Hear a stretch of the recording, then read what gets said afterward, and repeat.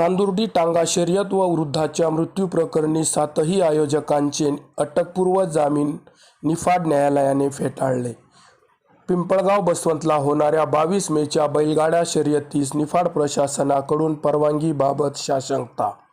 नाशिक जिल्ह्यातील निफाडच्या नांदुर्डी येथे निफाड पोलिसांनी टांगा शर्यत परवानगी नाकारली असतानाही बेकायदेशीरपणे टांगा शर्यत आयोजित करण्यात आली होती। या शर्यती दरम्यान रामनाथ शिंदे या ज्येष्ठ नागरिकाचा भरधाव टांगा अंगावरून गेल्याने मृत्यू झाला होता।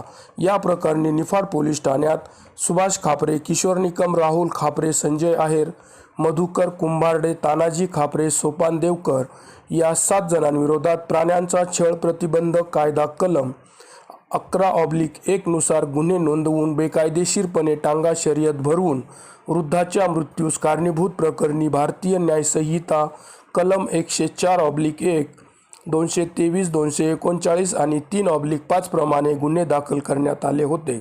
सदर 7ही संशयितांनी अटक टाळण्यासाठी निफाड जिल्हा व सत्र न्यायालयात अटकपूर्व जामीनसाठी अर्ज केला होता, परंतु सरकार पक्षाच्या वतीने ॲडव्होकेट RB शिंदे यांनी जोरदार युक्तिवाद केला की प्राण्यांचा होणारा छळ, टांगा चालकाचा शोध घेणे, घोडागाडी जप्त करणे, गाडी मालकाचा शोध घेणे, समाज माध्यमांवर प्रसारित झालेल्या घटनेच्या व्हिडिओमुळे अशा शर्यतीबाबत समाजात मोठी नकारात्मकता आहे। तरीही काही हौशेनौशे टांगा शर्यत शौकीन शर्यत भरवतातच व त्यातून अशा घटना घडत असतात, असा युक्तिवाद केल्याने अखेर जिल्हा व सत्र न्यायाधीश KR जोगळेकर यांनी सर्व संशयितांचे जामीन अर्ज फेटाळले आहे। जामीन अर्ज फेटाळल्यामुळे या सर्वांना अटक होण्याचा मार्गही मोकळा झाला आहे, परंतु पुन्हा मुंबई हायकोर्टात सदर संशयित जामिनासाठी प्रयत्न करतात की काय याकडेही तालुक्याचे लक्ष लागून आहे।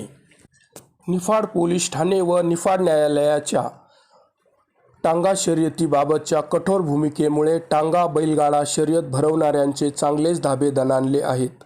याबाबतचा अधिक तपास निफाड पोलीस ठाण्याचे पोलीस निरीक्षक गणेश गुरव, पोलीस हवालदार KB ढिकले करत आहेत। दरम्यान या घटनेच्या पार्श्वभूमीवरच पिंपळगाव बसवंतला 22 मे रोजी तालुक्याचे आमदार दिलीप बनकर यांचे पुतणे नगरसेवक गणेश बनकर यांच्या वाढदिवसानिमित्त भव्य स्वरूपात बैलगाडा शर्यतीचे आयोजन करण्यात आले आहे। लाखो रुपयांची वर्गणी जमा करून लाखोंची बक्षिसे या शर्यती दरम्यान ठेवण्यात आली आहेत। या बैलगाडा शर्यतीचे जोरदार असे नियोजन सुरू असून नांदुर्डी घटनेच्या पार्श्वभूमीवर निफाड प्रांत कार्यालय, तहसीलदार कार्यालय, पिंपळगाव पोलीस ठाणे शर्यतीस परवानगी देणार की नाकारणार याबाबत साशंकता निर्माण झाली आहे।